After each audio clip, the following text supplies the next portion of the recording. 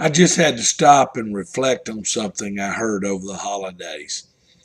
As I did, I couldn't resist the temptation to share it with you in a daily reflection.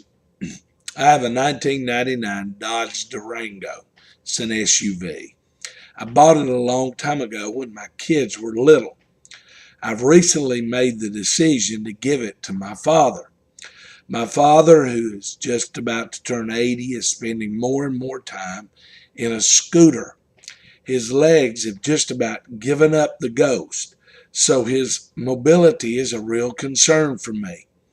He can get around in the scooter, yet he has no means of transporting the scooter from place to place. Well, my Durango has a hitch on it, so he can mount a small trailer on it and transport the scooter. My Durango will be a good solution for him. So during the holidays over Thanksgiving, I was working on the Durango to get it ready to take it up to South Carolina to give it to him. I'd let it sit so long at the house that the battery was run down, so I went out to start it. I had to charge the battery, but after charging it, I still thought I'd give it a spin around the neighborhood to allow it more time to charge.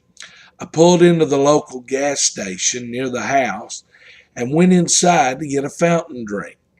Without thinking, I just pulled up in one of the lanes right in front of the door, got out of the Durango, leaving it running so it would continue to charge. I'd not taken 3 steps away from my vehicle when I noticed a public safety patrolman. You know the kind I'm talking about. He's most likely retired. He has on a sheriff's deputy uniform and drives a sheriff's deputy's car. Mainly, he helps with traffic and street crossings. Here he was coming out of the store with coffee and donut in hand. He sees me moving away from my vehicle, which is still running, and he looks me square in the eye and says, "You're not about to walk away from a vehicle that's still running, are you?" I laugh and say, "Yeah, that's why I'm driving it to start with. I'm charging the battery. I'm just running in to get a quick fountain drink." That's when he hit me right between the eyes. He said, "You know, there's a state law against walking away from a vehicle while it's still running." I grinned and innocently laughed and said, "No, I didn't." So he proceeded to explain to me the fact that in the state of Florida, it is against the law to leave a vehicle running while no one is in the vehicle. In kindness, he finally said to me, "Well, I'm not going to get you for it, but I wanted you to know about it." So I said gratefully thanks and proceeded on into the store. As I was walking away, he turned around and said, "There really is a law. It's called an attractive nuisance." I said in bewilderment, "For real?" I've thought about that phrase, an attractive nuisance, for several days now. I've not taken the time to check out and see if it's really a law or not, but the phrase is stuck with me. I guess an attractive nuisance refers to a car that is most likely attractive and nice, yet it's just sitting there running and is probably a nuisance and a bother to other people. Perhaps it's also an attractive temptation, and it's idling there all along, and it's an attractive temptation to jump in it and drive off with it and steal it. All of this made me reflect upon the fact that so many times you and I are attractive nuisances or attractive temptations, and we get caught up by attractive nuisances. Is it not true that we're often led away from faithful obedience to God's way of living by attractive and alluring nuisances? Scripture says in James 1:14 through 15, "Temptation comes from our own desires, which entice us and drag us away.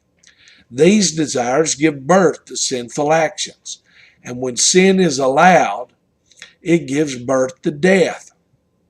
You can go all the way back to our first parents, Adam and Eve. They were carried away by an attractive nuisance.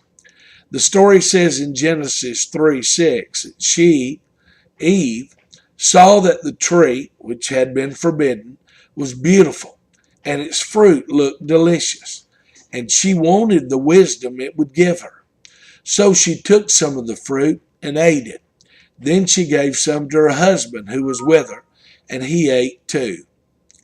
The very nature of sin and temptation is to allure you away with an enticing or attractive appeal. It promises great pleasure and happiness if we'll only reach out and take it.